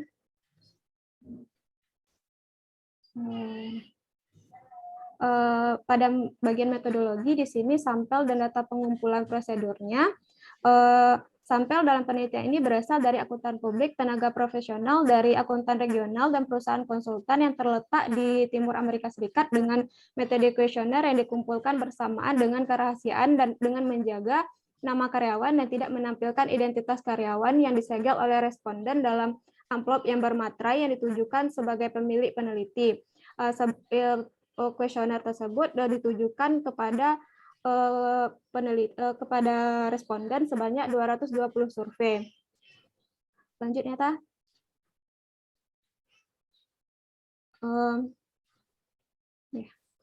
Instrumen pengukuran yang digunakan dengan OCB ini yaitu versi modifikasi dari Podsakov 5 dimensi, di mana 3 dimensi OCB yang terkandung dalam instrumen pengukuran ini didasarkan pada perilaku kewarganegaraan yang diidentifikasi oleh organ. Selanjutnya, alasan digunakannya ukuran OCB ini, yang pertama ialah sifat dinamis dari hubungan supervisor karyawan di kantor akuntan profesional. Sebagian besar populasi karyawan memiliki masa kerja kurang dari 5 tahun di perusahaan tersebut. Maka untuk mengukur keadilan prosedural digunakan skala dimensi 10 item yang dipilih, di mana skala tersebut menilai sejauh mana prosedur yang diterapkan mempromosikan keadilan keputusan kerja yang terdiri dari 5 item, dan sejauh mana prosedur yang diterapkan secara adil oleh supervisor atau perwakilan organisasi dengan koefisien alfa yaitu sebesar 0,30 untuk 10 item dengan skala dimensi sekitar skor 10 item, di mana dijumlahkan dan rata-rata untuk menghasilkan skor keadilan prosedural tunggal. Instrumen yang digunakan itu didasarkan pada landasan teori Lawrence-Kohlbeck dan mengharuskan subjek untuk menafsirkan dilema moral. Instrumen DIT memberikan daftar 12 solusi yang mungkin untuk dilema dan meminta subjek untuk menimbangkan pentingnya setiap solusi. Mungkin sekian, saya kembalikan kepada moderator.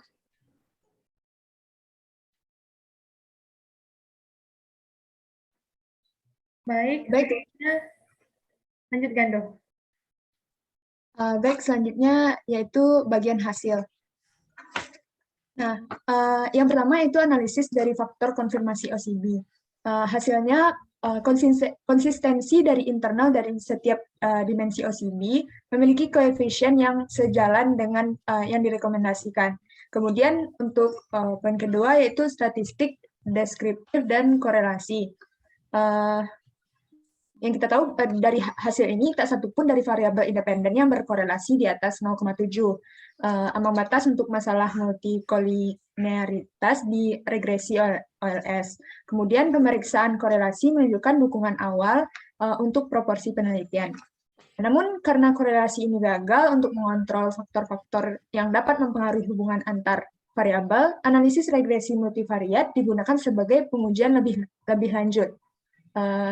Seperti yang kita bahas sebelumnya, keadilan prosedural, usia dan jenis kelamin, serta masa kerja dan keinginan sosial dimasukkan sebagai variabel kontrol dalam persamaan regresi. Oleh karena itu, hasil variabel penalaran moral dilaporkan setelah mengontrol variabel. Nah, penalaran moral secara positif, signifikan dan signifikan terkait dengan dimensi membantu dan tetapi bukan kebajikan sipil dari OCB. Baik, dilanjutkan.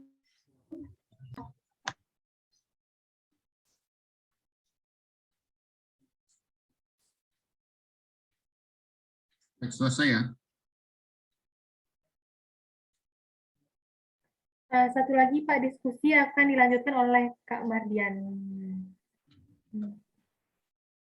Baik, selanjutnya diskusi. Temuan utama dari penelitian ini adalah bahwa penalaran moral berprinsip secara positif dan signifikan terkait dengan dimensi OCB dari perilaku membantu interpersonal dan perilaku sportif. Penalaran moral berprinsip hubungan perilaku membantu konsisten dengan sejumlah besar studi yang telah menemukan penalaran moral berprinsip dikaitkan dengan perilaku altruistik. Dimensi sportivitas OCB menyiratkan kemampuan profesional untuk menanggung frustasi dari situasi yang kurang sempurna tanpa mengeluh. Dengan kata lain, perilaku sportif berfokus pada solusi daripada mengeluh tentang masalah. Selanjutnya, Tika.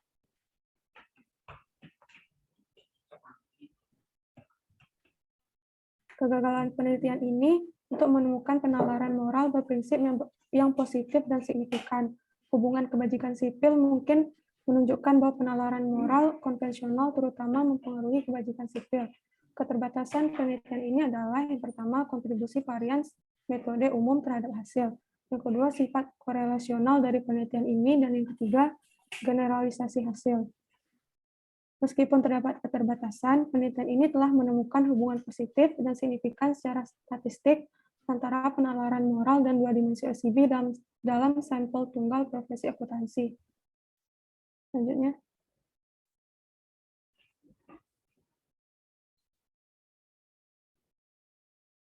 Sebelumnya, Tika.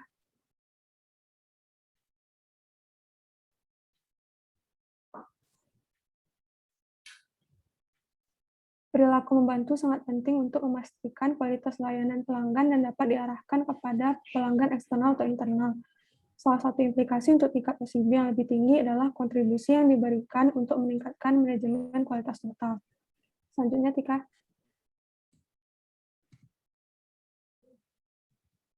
Kemudian implikasi kedua, yaitu untuk mengembangkan keterampilan penalaran moral karyawan dalam profesi akuntan publik adalah manfaat pragmatis yang diperoleh kantor akuntan.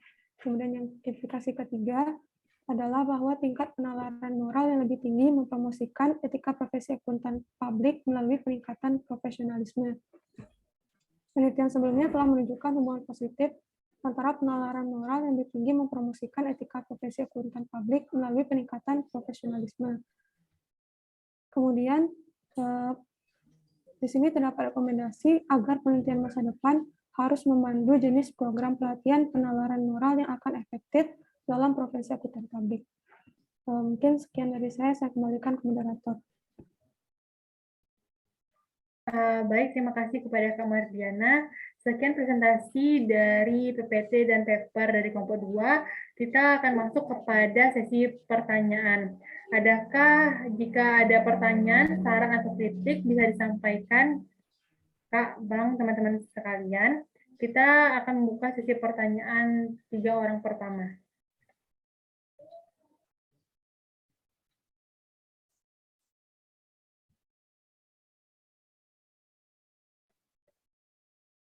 Oke, baik. Pertanyaan pertama kepada Amelda, dipersilahkan. Baik, terima kasih atas kesempatannya moderator. Jadi yang ingin saya bahas yaitu tentang teori perkembangan moral dari Kohlberg. Itu dari artikel yang paper yang diberikan, yang dibahas, bahwa dari teori perkembangan moral Kohlberg itu mencerminkan banyak hal yang relevan secara moral dalam budaya yang beragam. Nah, tetapi dari beberapa jurnal yang saya baca, banyak yang menentang teori tersebut dengan bukti bahwa teori itu meleset atau salah mengartikan beberapa konsep moral yang signifikan dari beberapa budaya. Padahal kalau menurut saya pribadi, moral itu ada kaitannya dengan pengaruh budaya. Yang ingin saya tanyakan, apakah teori perkembangan penalaran moral itu tidak bisa dikaitkan dengan budaya sama sekali? Bagaimana pendapat dari kelompok penyaji? Terima kasih, dikembalikan ke moderator. Baik, terima kasih atas pertanyaannya Malda. Dilanjutkan pertanyaan kedua kepada Kak Mutia, silakan Kak. Ya, baik, terima kasih kesempatannya moderator. Akuntan disyaratkan untuk mematuhi prinsip dasar etika yang diterapkan dalam Kode Etik Akuntan Indonesia. Terlepas dari peran, kegiatan profesional, dan keadaan akuntan melakukan aktivitas profesionalnya, akuntan juga disyaratkan untuk menerapkan kerangka kerja konseptual dalam Kode Etik Akuntan Indonesia yang mengidentifikasi, mengevaluasi, dan mengatasi ancaman kepatuhan terhadap prinsip dasar etika tersebut. Di masa pandemi COVID-19 ini, kan banyak menyebabkan disrupsi terhadap operasi bisnis dan organisasi tersebut, serta para pemangku kepentingan termasuk pembatasan kegiatan yang signifikan. Selain itu, ketika operasi dapat... Ya Pak, udah Mutia susun di kertas Pak, takut salah kalau itu. Selain itu, ketika operasi dapat berlanjut sepenuhnya maupun sebagian, maka menjadi penting untuk menyesuaikan cara bekerja dengan kenormalan baru atau new normal dalam menerapkan pendekatan baru untuk bekerjanya. Pertanyaannya, pertimbangan penting apa saja yang harus diperhatikan terkait kepatuhan terhadap prinsip dasar etika yang diterapkan pada kantor akuntan dalam lingkungan pandemi COVID-19 seperti sekarang ini? Baik, saya kembalikan. Jadi itu dikatakan di baris chat itu, masuk panjang itu. Maka bisa dengan bahasa sendiri tanpa ini. Nah. Saya mencoba mengartikannya dan tidak terikuti gitu. Ya, kalau dalam bahasa sendirinya tuh seperti sekarang kan masih dalam masa new normal tuh Pak, kan bekerja tidak sepenuhnya, masih sebagian gitu. Yang mau dipertanyakan tuh seperti pertimbangan penting apa saja yang harus diperhatikan terkait kepatuhan terhadap prinsip dasar etika yang ada di dalam kantor akuntan itu dalam lingkungan pandemi ini Pak.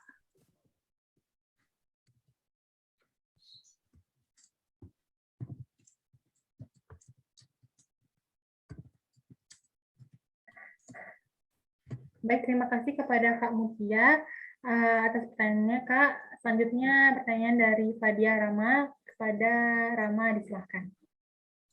Baik, terima kasih moderator atas kesempatannya. Saya ingin bertanya.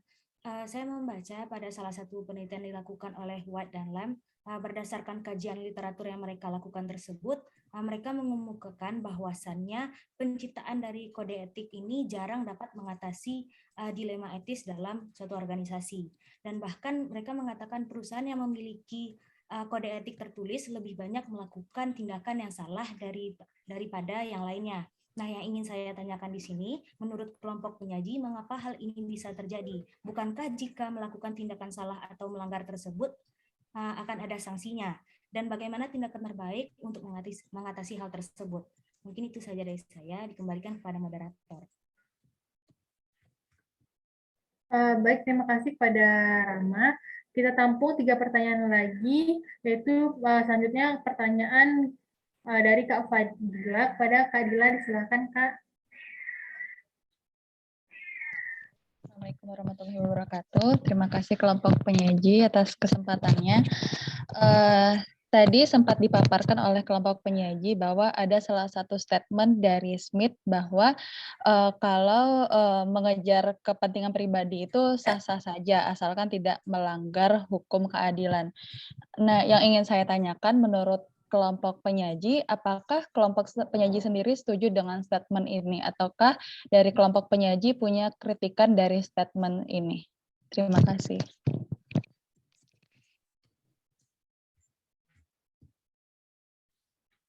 Baik, terima kasih Kak Dila atas pertanyaannya. Kak, dilanjutkan pada Clarissa, disilakan. Baik, terima kasih kelompok penyaji.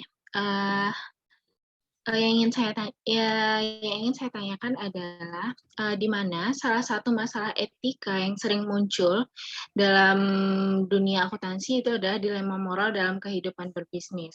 Nah, bagaimana menurut penyaji peran seorang akuntan dalam sebuah perusahaan itu dapat menghadapi masalah etika terkait dilema moral tanggung jawab etis profesinya sebagai akuntan, yang dimana dilema tersebut memfokuskan kepada kepentingan perusahaan itu sendiri. Sekian yang saya tanyakan, dikembalikan kepada moderator.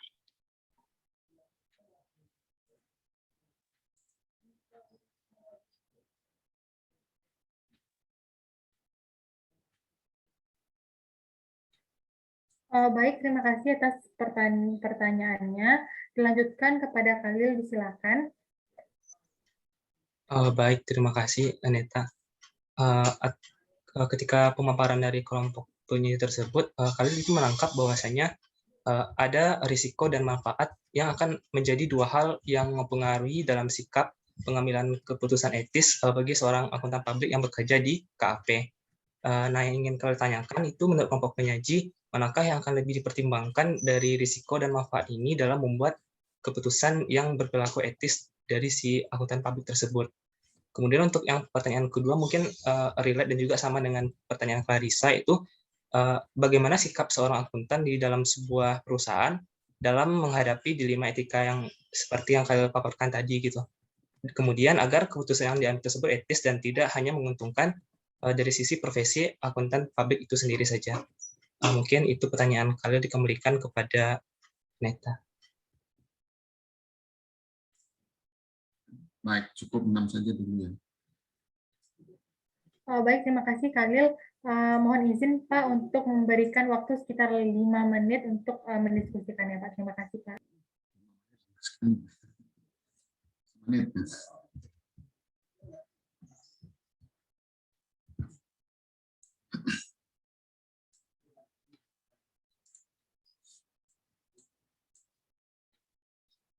Biar tidak kosong ya, saya tunjukkan ke Anda, silakan penyaji untuk diskusi. Saya ingin menunjukkan sesuatu ke yang lain. Ini dilihat, mudah-mudahan terlihat, itu ada 10 skandal akuntansi yang terbesar sepanjang waktu. Ini sepanjang waktunya ya berakhir sebelum tahun 2015. Di 2015 ada lagi. Ini pertama tahun 98, waste management skandal. Kerugian itu fake earning-nya 1,7 miliar dolar. Siapa yang terlibat? Arthur Andersen. Kemudian Enron tahun 2001, kerugian 74 miliar dolar. Siapa yang terlibat? Arthur Andersen. Terus kemudian WorldCom setahun kemudian, kerugian 11 miliar dolar. Siapa yang terlibat?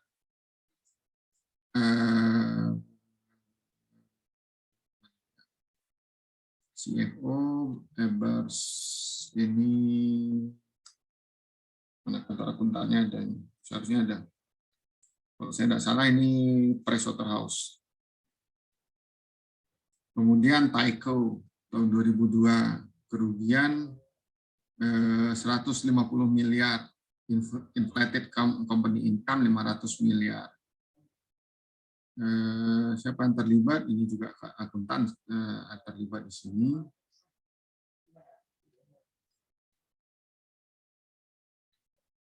Kemudian Health South Scandal tahun 2003, Health South itu ya. earnings itu diinflasi 1,4 miliar dolar. Melibatkan akuntan seharusnya tidak disebutkan di sini. Kemudian Freddie Mac, ada Freddie Mac, satu lagi Fannie Mae. Freddie Mac ini sebuah singkatan aja untuk pendanaan keuangan. Freddie Mac itu Federally Backed Mortgage Financing. Jadi 5 miliar dolar ini memicu krisis juga, kemudian penaltinya sekian. Ada kemudian ada AIG juga melibatkan kantor akuntan. Kemudian Lehman Brothers ini Ernst & Young, kalau saya tidak salah, ya Ernst & Young, main playersnya Ernst & Young, ini CEO-nya, kemudian Bernie Madoff, ini kantor akuntan, tapi kantor akuntannya kecil. Ini Money Games ini. Yang tahu ada MLM, Money Game, hati-hati itu dekat dengan Money Games.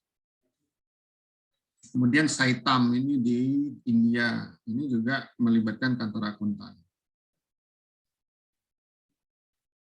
Nah, itu yang terbesar, yang terakhir itu misalnya, ya bukan yang terakhir juga, itu misalnya yang terjadi di Toshiba, itu melibatkan Ernst & Young Jepang. Silakan kembali ke pertanyaan-pertanyaan tadi. Silakan.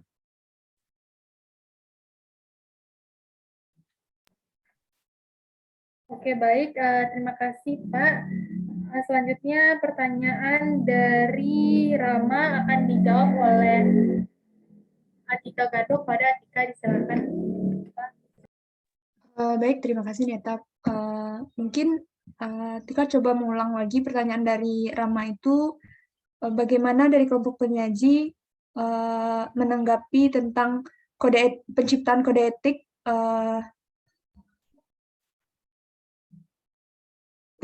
etik yang jarang dapat mengurangi dilema etis dalam organisasi, dan bahkan yang memiliki kode etik tertulis banyak melakukan tindakan yang salah. Dan bagaimana menurut pendapat kami? Nah, kejadian tersebut, adanya pelanggaran-pelanggaran kode etik yang terjadi pada perusahaan, terutama kita bahas dalam kode etik dalam KAP, hal itu merupakan kunci awal dari permasalahan tersebut karena ketidakpemahaman dari karyawannya tersebut. Mereka tidak paham akan kode etik yang disampaikan atau yang berlaku di perusahaan mereka, sehingga mendorong mereka untuk berperilaku tidak etis. Baik kode etik itu dibuat secara tertulis ataupun dibuat sedemikian rupa atau dengan bentuk sekompleks mungkin, jika pegawainya itu tidak memahami kode etik yang berlaku, hal tersebut tidak akan mencapai tujuan yang diharapkan. Dan juga karena tidak optimalnya, hal tersebut terjadi karena tidak optimalnya informasi dari kode etik tersebut, artinya tidak terdistribusi dengan baik kepada setiap karyawannya, sehingga hal tersebut bisa terjadi. Dan bagaimana hal tindakan yang terbaik untuk mengatasi tersebut? Nah, tindakan terbaik yang dasar sekali harus dilakukan yaitu bagaimana individu-individu dalam perusahaan tersebut berada dalam organisasi dengan berbagai motivasi. Artinya perusahaan tersebut harus mendorong karyawan-karyawannya itu untuk paham terhadap kode etik yang berlaku. Kemudian selain itu juga harus ada penjelasan yang lebih terhadap kode etik itu kepada pegawainya. Kemudian hal tersebutlah karena motivasi itu dapat mencapai kebutuhan dari karyawannya dan dapat dilakukan dengan berbagai cara dari perusahaan. Mungkin sekian dari jawaban kami. Rama, dikembalikan. Bagaimana tanggapannya, Rama? Baik, terima kasih atas penjelasan yang diberikan oleh Atika tadi. Mungkin itu saja, dikembalikan kepada moderator.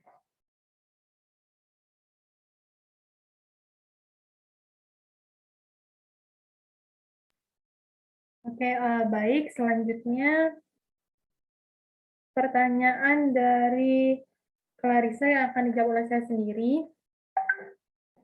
Pertanyaannya adalah, bagaimana sikap seorang akuntan publik menanggapi dilema moral dan berbisnis? Nah, yang kita tahu bahwa adanya beberapa dilema etika yang sebetulnya antara auditor, akuntan publik, dan pembisnis itu adalah ketiga pihak yang saling yang merupakan partner kerja dan saling ketergantungan. Di samping mereka banyak menghadapi dilema etika dalam karirnya maupun etika bisnis. Akan tetapi masing-masing dari baik itu auditor, akuntan publik, dan pembisnis mempunyai integritasnya mereka masing-masing. Sehingga di sini adanya ketika bernegosiasi dengan klien yang mengancam akan mencari auditor baru. Nah, kalau hasil auditornya itu tidak misalnya memperoleh pendapat yang wajar tanpa pengecualian, jelas itu akan menjadikan itu dilema bagi auditor karena pendapat itu tidak sesuai dengan integritasnya. Nah, auditor di sini bisa memilih apakah akan melanjutkan hubungan dengan klien tersebut atau memutuskan hubungan karena menjunjung tinggi integritasnya atau menjunjung tinggi moral atau etika dalam etika dari auditor tersebut. Nah, selanjutnya, adapun jika memutuskan apakah akan menegur supervisornya yang telah melakukan lebih saji secara material dari nilai pendapatan unit kerja akuntan independen untuk mendapatkan bonus yang lebih besar merupakan dilema yang sulit. Nah, di sini berarti akuntan independen yang juga menjaga integritasnya yang tidak terpengaruh oleh ketegangan antara tuntutan profesionalisme dan tuntutan bisnis yang nantinya akan menciptakan krisis identitas bagi para akuntan publik itu sendiri, sehingga ketika mereka memutuskan untuk mempertahankan moral, mereka bisa memutuskan hubungan kerja terhadap klien tersebut. Nah, sebagai contohnya, ketika moral itu ketika syarat budaya itu berkaitan dengan moral, di mana budaya kebanyakan membenarkan tentang perilaku tidak etis, di mana contohnya apabila akuntan publik itu menjadikan mengikuti kliennya dalam melakukan kecurangan atau adanya penambahan atau pengurangan dalam laporan keuangan, sehingga itu artinya dan juga ketika supervisornya atau atasannya pun menyetujui dan tidak menghalanginya, sehingga itu sudah bisa dikatakan bahwa pihak dari kantor akuntan publik itu telah menjadikan tempat dari akuntan publik itu sebagai tempat untuk berbisnis, sehingga terjadinya kesenjangan dari moral dan juga dari integritas seorang akuntan publik. Nah, di sana sikap seorang akuntan publik itu yang akan menanggapi dari setiap klien yang didapatinya bergantung pada integritas masing-masing dari auditor, akuntan publik, dan juga bagaimana mereka menyikapi apakah mereka akan keluar dari tempat kerjanya atau akan melanjutkannya untuk melanggar integritas akuntan publik itu sendiri. Dikembalikan kepada Pak Lisa, bagaimana? Baik, terima kasih Neta untuk penjelasan yang sangat rincinya. Oke, baik, terima kasih Clarissa. Selanjutnya pertanyaan selanjutnya dari Khalil akan disampaikan oleh Atika Gando kepada Gando, dipersilakan.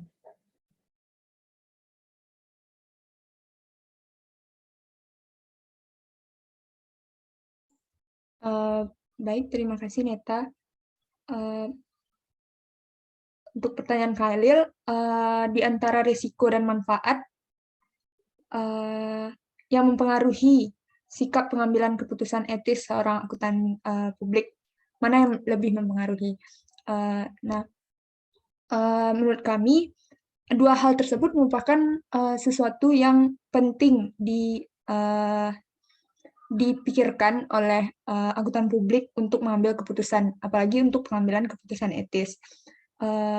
Sebab dalam proses pengambilan keputusan itu ada memang beberapa tahap yang perlu dilakukan oleh akuntan publik sendiri dalam menyelesaikan permasalahan, yang terutama sekali itu mengidentifikasi masalah yang terjadi. Nah, masalah yang ingin diselesaikan tersebut harus diidentifikasi terlebih dahulu, lalu bagaimana kriteria keputusan yang ingin mereka lakukan, dan mengembangkan alternatif-alternatif yang ada, kemudian melaksanakan lalu mengevaluasi. Nah, hal tersebut dalam melakukan pengembangan alternatif itu mereka juga harus memikirkan dua hal tersebut, yaitu risiko dan juga manfaatnya. Bagaimana risiko yang akan mereka pilih itu sekecil mungkin dan manfaatnya itu sebesar mungkin. Dan walaupun manfaat yang mereka hasilkan itu kecil, yang terpenting risiko yang diambil dalam keputusan tersebut tidak akan mempengaruhi dari profesi mereka dan juga akan membantu untuk klien mereka. Dan mungkin sekian dari jawaban saya. Jika ada tambahan dari teman-teman atau dikembalikan kepada Khalil, bagaimana Khalil?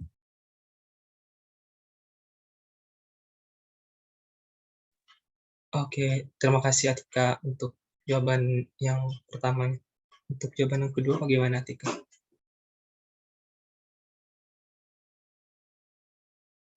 Untuk jawaban kedua tadi udah dijelasin Neta yang terkait dengan yang jawaban dengan Clarissa Khalil. Oke, Tika.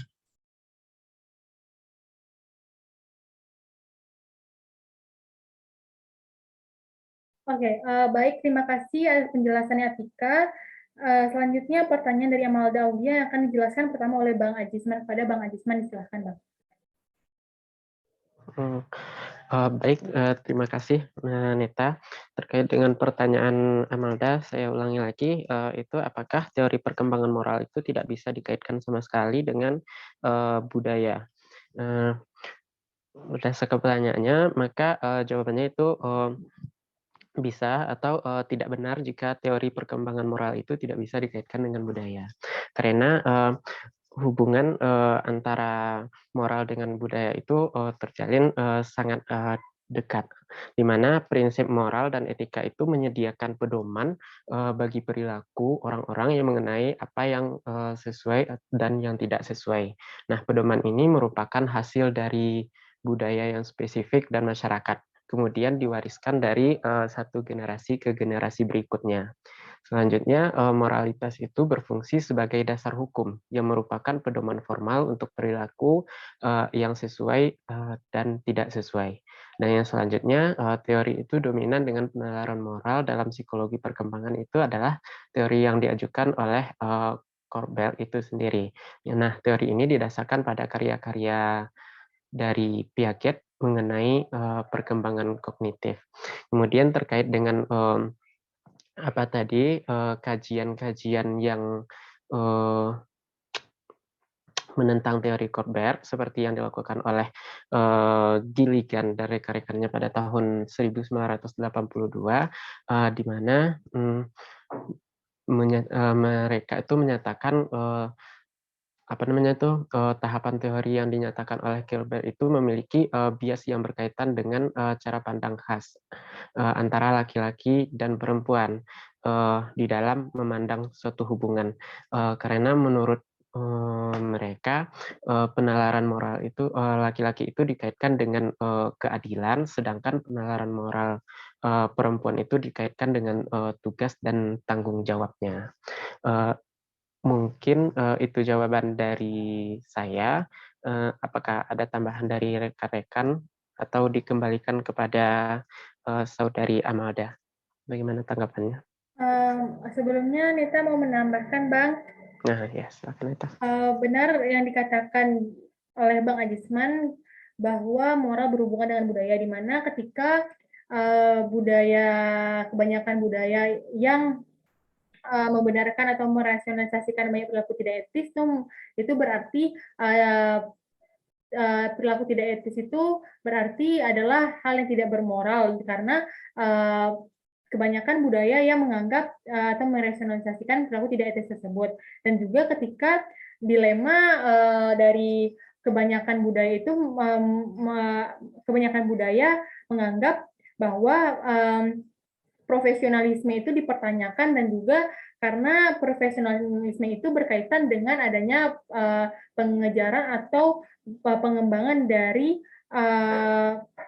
mendapati suatu laba atau keuntungan yang besar, sehingga itu akan mempengaruhi moral secara keseluruhan, dan sehingga budaya dan moral itu sangat erat kaitannya mempengaruhi satu sama lain. Sekian, dikembalikan kepada Amalda. Baik, terima kasih atas jawabannya Neta dan Bang Adisna. Dikembalikan ke moderator. Baik, terima kasih Amalda. Selanjutnya pertanyaan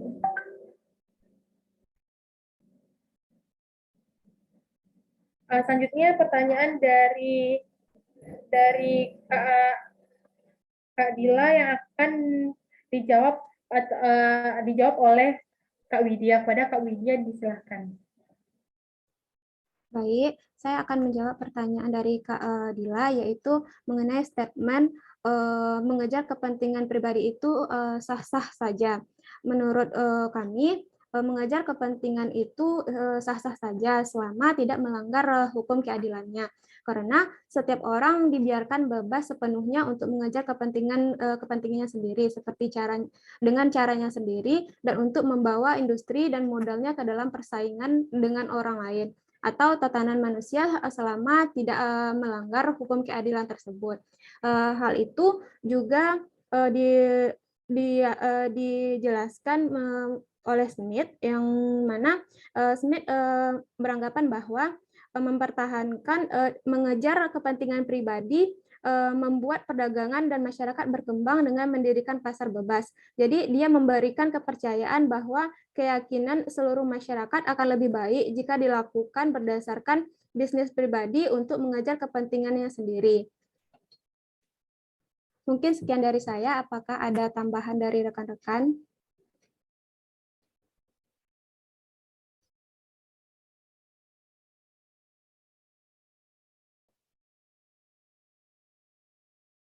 Kalau tidak ada, saya kembalikan kepada Kak Dila. Apakah Kak Dila sudah puas atau belum, Kak? Baik, terima kasih Widya. Berarti dari kelompok penyaji setuju dengan statementnya Smith ya. Iya, Kak. Berarti kalau misalnya mengutamakan kepentingan pribadi itu kan ada, tadi kan seperti ada yang disampaikan juga, ada indikasi bahwa dia akan menghalalkan segala cara untuk mencapai kepentingan pribadi. Berarti menurut penyaji itu sah-sah aja asalkan tidak melanggar hukum keadilan gitu ya. Izin menjawab, Kak. Iya, boleh, Hana. Ya, menurut kami itu sah-sah saja, Kak. Karena keadilan menurut Adam Smith ini adalah suatu konsep yang menyangkut kesetaraan, keseimbangan, keharmonisan antara satu orang dengan pihak lain. Jadi, apabila dia mengejar kepentingannya tanpa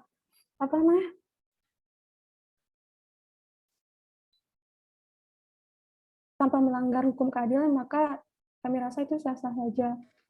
Karena sesuai dengan hukum keadilan menurut Smith tadi, Kak. Baik, terima kasih Ana dan Widya penjelasannya. Kakak rasa sudah cukup, terima kasih.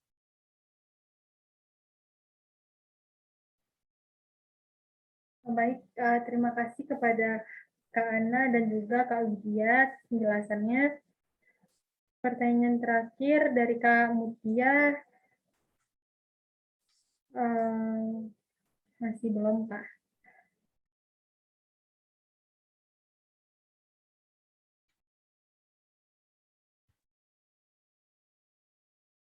Apakah dari teman-teman yang lain ada yang ingin membantu untuk menjawab pertanyaan Kak Mutia, Kak Bang Tim?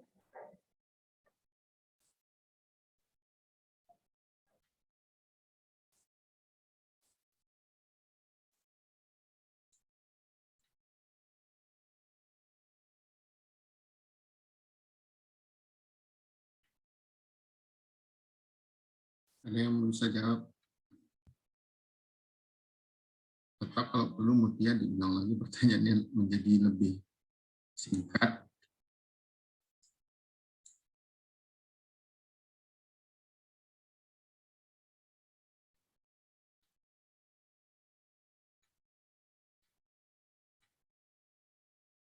Mutia. Ya, Pak. Ya, mungkin Mbak dibahasakan dengan lebih singkat dan lebih mudah dipahami. Ya, baik, Pak. Mutia coba, Pak. Pertimbangan penting apa saja yang harus diperhatikan terkait kepatuhan terhadap prinsip dasar etika yang diterapkan pada kantor akuntan dalam lingkungan pandemi COVID-19 ini? Apa isunya, kalau boleh diperjelas, apa isunya yang ini?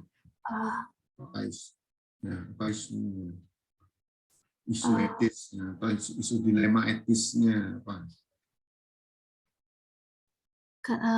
Karena Mutia berpikirnya seperti kan di masa pandemi ini operasi di kantor akuntan itu tidak sepenuhnya gitu Pak, sebagian apalagi setelah diterapkannya new normal gitu Pak.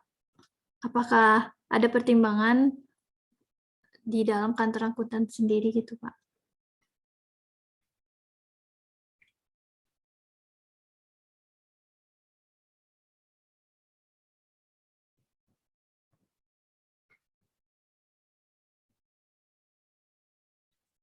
Saya tidak tahu bagaimana ini bisa menjadi isu ya.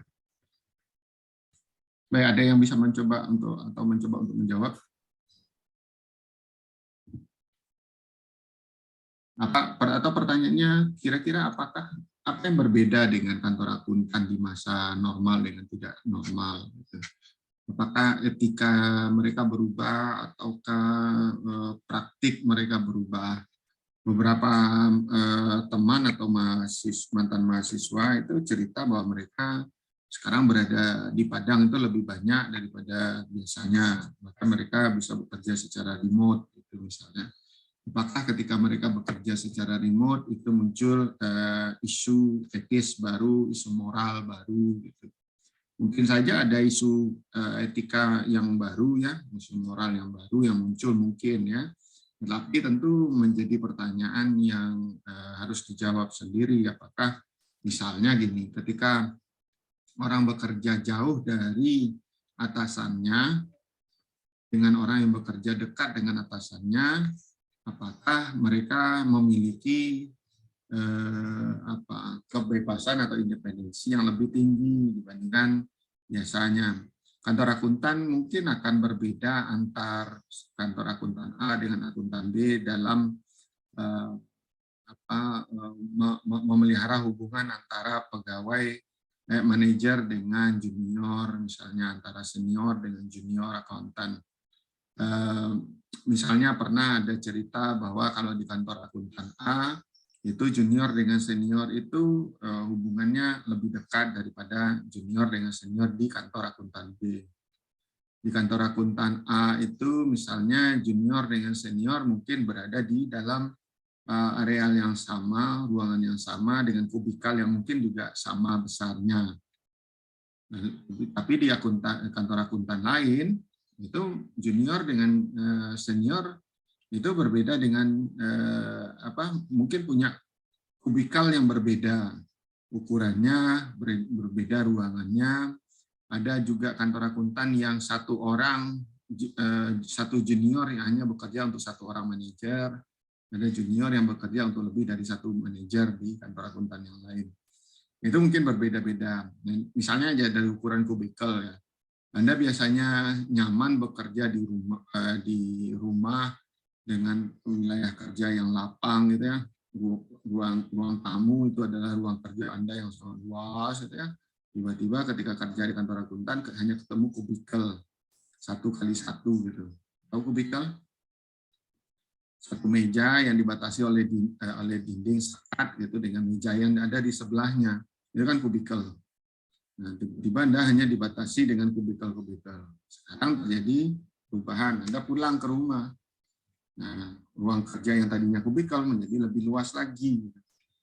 Nah, lalu yang biasanya Anda diperhatikan oleh senior, sekarang Anda tidak lagi berhadapan dengan senior.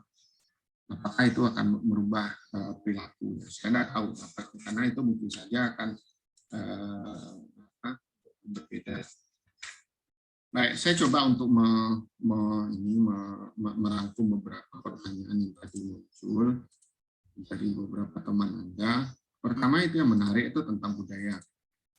Saya bagi layar ke Anda. Saya tidak tahu apakah di mata kuliah teori organisasional yang sekarang Anda ambil, teori organisasional ya, apakah masih menggunakan bahan bacaan yang sama seperti di sini, yaitu dari buku ini.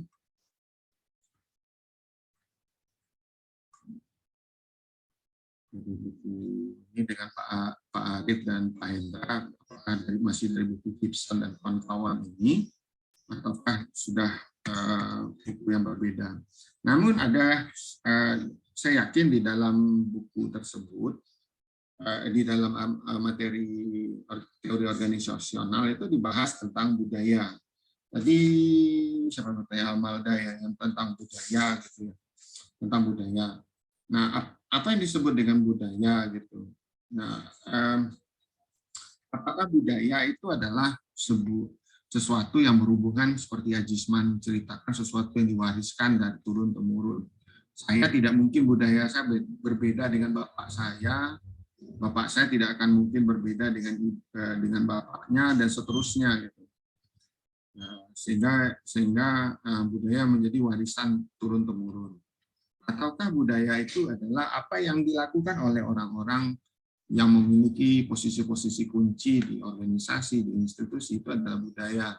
Di rumah berarti budayanya adalah saya gitu, karena saya kepala keluarga. Di kantor budayanya berarti adalah dekan. Apa yang dilakukan dekan itu adalah budaya. Nah, apa yang dilakukan oleh rektor itu adalah budaya. Di lingkungan kementerian berarti budaya itu adalah menterinya. Di lingkungan negara budaya itu adalah presidennya. Apakah seperti itu budaya itu? Itu sesuatu yang dilakukan oleh seseorang yang lebih tinggi. Atau jangan-jangan budaya itu adalah artefak gitu. Sesuatu yang kita buat sendiri. Misalnya gini. Ini adalah contoh budaya. Definisi budaya bisa digambarkan sebagai sebuah simbol, bahasa, ideologi, ritual, atau mitos. Nah, bisa juga adalah artefak, yaitu produk. Gitu. Ketika Anda, misalnya sekarang, Anda pergi ke bank, Anda menabung ke bank, menyetor uang ke bank, kalau dahulu untuk nyetor ke bank, atau mungkin masih sekarang ya, itu Anda antre ambil nomor, lalu ngisi invoice-nya, struk penyetoran. Lalu saya nggak tahu tepatnya, tapi beberapa tahun yang lalu, mungkin sudah ada 10 tahun yang lalu, itu tiba-tiba Bank BNI tidak lagi mengharuskan kita untuk mengisi struk penyetoran uang. Cukup datang ke kasir, bawa uangnya, lalu serahkan, lalu akan dicetak di buku. Nah, itu mengejutkan bagi sebagian orang yang tetap berharap ada bukti setor. Ya, saya nggak tahu sekarang bagaimana di Bank, saya nggak pernah nyetor, saya seringnya narik aja. Nggak ada lagi yang mau disetor, habis. Nah, itu kan budaya itu. Merubah dari sesuatu yang sebelumnya membutuhkan kertas menjadi yang tidak lagi membutuhkan kertasnya. Nah, yang sebelumnya kita berbelanja menggunakan uang tunai, sekarang kita tidak lagi menggunakan uang tunai, tapi QR code misalnya, atau menggunakan uang elektronik yang lain. Itu kan budaya. Apakah itu yang disebut dengan budaya? Jadi ketika kita bicara budaya, otomatis kita harus mendefinisikan apa yang disebut dengan budaya. Nah, ketika misalnya tadi pertanyaannya apakah moral itu, moral ada kaitan dengan pendukung Kolber mengatakan budaya tidak relevan dengan teori Kolber tidak relevan dengan budaya. Tapi Amalda mengatakan menurut saya moral ada kaitannya dengan budaya. Nah, moral sendiri itu juga adalah budaya. Jangan-jangan gini, saya tidak katakan budaya. Jangan-jangan moral sendiri adalah budaya. Cara kita memandang sesuatu itu moral, bermoral atau tidak bermoral, tinggi atau rendahnya moral, ya, itu jangan-jangan itu adalah sebuah budaya sendiri. Ya, nah itu yang misalnya yang dari amal dasarnya apakah moral ada, apakah teori penara moral tidak bisa dikaitkan dengan budaya? Ya jangan-jangan dia memang dilandasi oleh budaya, tetapi tentu harus didefinisikan apa yang disebut dengan budaya. Kemudian ada pertanyaan Clarissa, salah satu masalah etika adalah dilema moral di bisnis. Bagaimana peran akuntan terkait dengan dilema moral, tanggung jawab moral? Gitu. Tadi di dalam artikel John J. Ryan itu juga ada. Saya ingin kemudian menanggapi yang Fadila, yang Smith mengejar kepentingan pribadi sasanya apa penyaji setuju atau tidak. Nah, mungkin yang perlu diperhatikan dari pernyataan Smith itu adalah gini. Ini ya. Di dalam Duska-Duska dan Rakyat itu ada kutipan dari Smith. Kutipannya kurang lebih bunyinya gini. Kalau nanti siang ini nanti Anda pergi ke warung nasi ya. Anda duduk di warung nasi, di meja Anda ada ayam sepiring nasi hangat panas, lalu ada ayam bakar, lalu ada teh manis di meja Anda. Itu bukanlah karena tukang warung itu, pemilik warung itu berbaik hati pada Anda, tapi adalah karena dia punya kepentingan pribadi dari kedatangan Anda. Dia memberikan beras terbaik ke Anda, bukan karena dia suka Anda makan beras yang baik, bukan karena dia baik hati memberikan beras yang baik, bukan karena dia baik hati memberikan ayam yang gemuk dan sehat, atau teh yang paling bagus dari kayu waru misalnya, dan gula putih yang paling bersih, tapi karena ada kepentingan pribadinya di situ. Dia bukan karena dia baik gitu. Sama seperti ini. Hari ini saya ngajar gitu. Saya ngajar bukan karena saya senang ngajar Anda, tapi karena saya punya kepentingan. Apa kepentingannya? Agar saya tidak dipecat oleh dekan, oleh kajur, agar saya dapat penghasilan hari ini. Bukan karena saya senang gitu. Anda dapat pakaian yang bagus bukan karena pabriknya yang baik mencarikan barang yang berkualitas tinggi bagi Anda, tapi karena dia tidak ingin bangkrut, tidak ingin ditinggal oleh orang. Itu cara pandang Smith. Apakah itu yang terjadi? Tentara pergi perang melawan musuh ya, bukan karena dia ingin membela negara. Enggak, karena dia ingin tetap jadi tentara, gitu, agar dia digaji. Nah, apakah itu manusia? Jadi menjawab apakah kita setuju atau tidak, berarti kita setujukah kita dengan cara pandang bahwa kita bekerja bukan karena purpose kita, itu kan di dalam buku ya disebut dari pandang utilitarianism atau kantianism itu, tapi adalah karena goals kita, motif kita. Karena motif kita bekerja atau karena purpose kita, tujuan kita. Nah, itu dalam apanya. Nah, sehingga teori di orasi ilmiah di bulan Oktober yang lalu saya menulis cukup banyak tentang itu. Bukan berarti itu benar, tapi Anda bisa saja untuk menjadikannya semacam tambahan bacaan. Adam Smith ini itu berasumsi orang ini self-interested. Kita dimotivasi oleh kepentingan diri kita, dan itu yang membuat kita bekerja, membuat bumi ini bekerja. Apakah demikian? Tetapi itu adalah cara yang paling gampang untuk menjelaskan mengapa orang melakukan sesuatu. Dan itu yang kemudian membuat teori-teori itu turun. Jadi bisa diturunkan. Teori tentang kapitalisme itu diturunkan dari cara pandang Adam Smith. Teori tentang keagenan dari Adam Smith. Dan yang lain-lain yang berbasis dengan self-interested motives itu. Nah, sementara ada cara pandang yang berbeda, yang kemudian melihat bahwa manusia itu bekerja atau melakukan sesuatu demi kebajikan, demi purpose dia sebagai manusia itu apa. Nah itu misalnya turun menjadi teori seperti teori stakeholder teori, misalnya itu memandang bahwa kepentingan itu bukan hanya kepentingan pemegang saham, pemodal, kapitalis, gitu, tapi juga kepentingan orang-orang lain yang tidak menyumbangkan uang mereka, tapi memiliki kepentingan pada perusahaan tersebut. Nah, itu dilema moralnya yang ada. Terakhir saya ingin menunjukkan ke Anda hanya sekilas saja ya tentang artikel itu. Artikel itu cukup baik untuk Anda jadikan cara untuk melihat bagaimana untuk belajar bagaimana sebuah logika itu diturunkan ya. Mungkin Anda lihat catatan-catatan saya tentang di margin pinggir ini untuk membantu untuk memahami bagaimana seseorang itu menulis.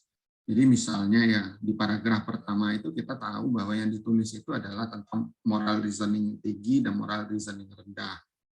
Kemudian yang level 1 itu apa yang menurut Colbert, level 1 itu apa, level 2 apa, level 3 apa. Kemudian dia bahas ciri-ciri level-level tersebut.